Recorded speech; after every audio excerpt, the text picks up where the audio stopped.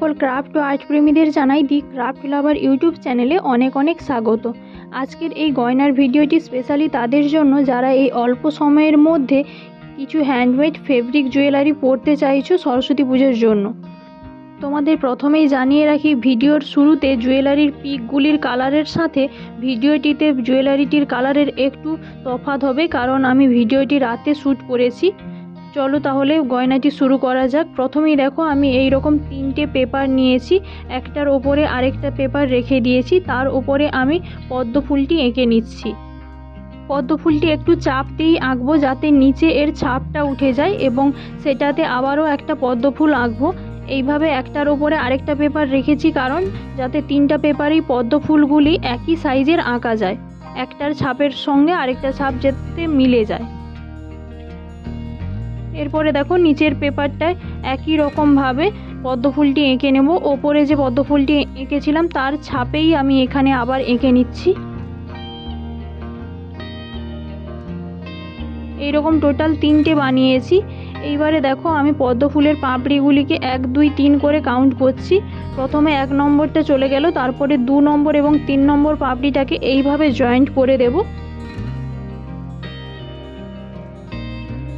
যাতে গুলিয়ে না যায়, তার জন্য আমি 1, 2, 3 ওয়াইজ নাম্বারিং করছি। তারপরে দেখো এভাবে 4 নম্বর এবং 5 নম্বর পাপড়িটিকেও জয়েন্ট করে দিচ্ছি। এবারে সমস্ত পাপড়িগুলি আমি কেটে নেব। পাপড়িগুলির সাইজ অনুযায়ী আমি মাউন্ট বোর্ড কেটে নিয়েছি এবং 2টি স্মল সাইজের এই রকম পাপড়ি করেছি ইয়াররিংয়ের জন্য। যদি তোমাদের কাছে মাউন্ট বোর্ড না থাকে আর যদি তোমরা এই গয়নাটি 2 থেকে 3 বার ব্যবহার করতে চাও, তাহলে বিভিন্ন পোশাকের সাথে যে ক্যাটলগগুলি পাওয়া যায় সেগুলি 2-3টে একসাথে আঠা দিয়ে জয়েন্ট করে নেবে, তারপরে এই রকম শেপে কেটে নেবে।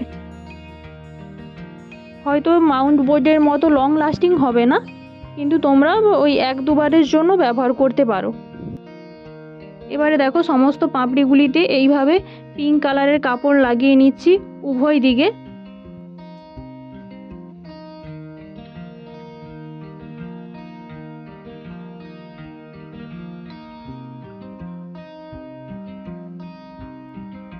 এখানে ইয়াররিংগুলিতে আমি হেডপিন ব্যবহার করব, তার জন্য ইয়াররিংগুলির ওপরের দিকে এইভাবে সূচ দিয়ে প্রথমে ফুটো করে নিচ্ছি, তারপরে হেডপিন লাগিয়ে কাপড় দিয়ে কভার করে দেব।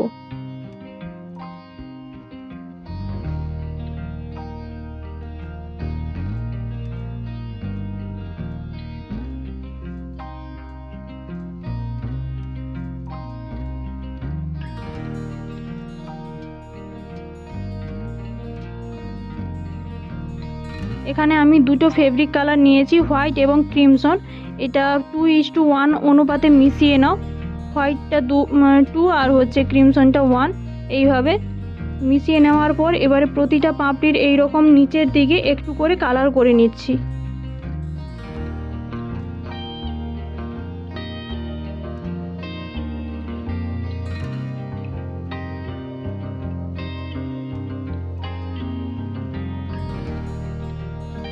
এগুলো ভালোভাবে শুকিয়ে যাওয়ার পর পাপড়িগুলি এই রকম পজিশানে একটু করে ফেব্রিক গ্লু লাগাবো, তারপরে একটার সাথে আরেকটা পাপড়ি অ্যাড করতে থাকবো।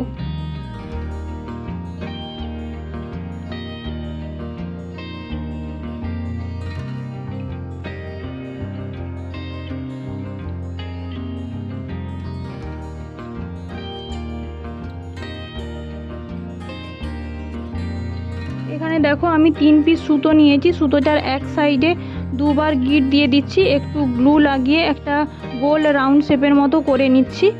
তারপরে একটি করে পার্ল এবং একটি করে লাইট গ্রিন কালারের কটন বল গেঁথে নিচ্ছি।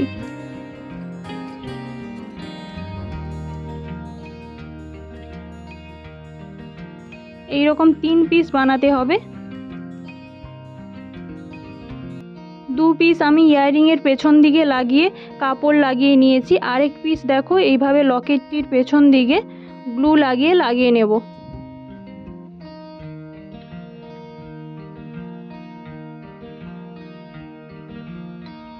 তারপরে আমি এখানে ব্যাক ডোরির জন্য 4 পিস সুতো নিয়েছি, প্রতিটি 40 ইঞ্চ করে। সুতোটার এক প্রান্ত একটু ফেব্রিক গ্লু লাগিয়ে সুচালো করে নিচ্ছি যাতে কটন বলগুলি গাঁথা যায় সহজে। এবং অন্য প্রান্তটিতে দুটো গাঁট দিয়ে দিচ্ছি।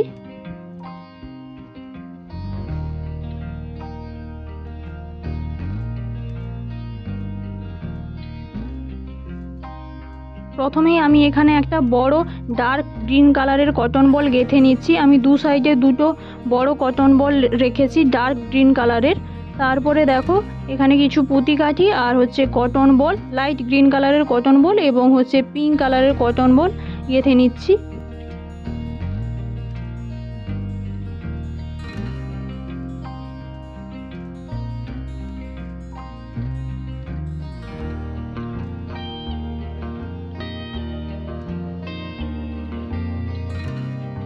একই রকমভাবে আরেক সাইডেও গেঁথে নিয়েছি।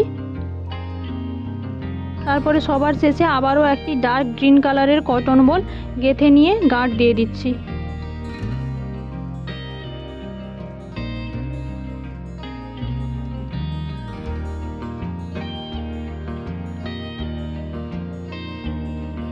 এবারে ব্যাকটরির দুটো প্রান্ত এক করে নিয়ে মিডিলটা কোথায় হচ্ছে সেটা দেখে নেব প্রথমে।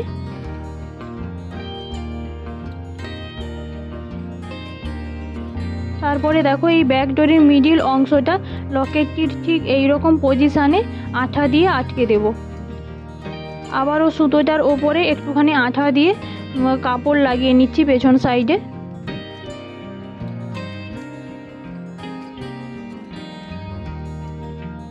তারপরে এক্সট্রা সুতো এবং কাপড় কেটে নিয়েছি যাতে সামনের দিক থেকে না দেখা যায়।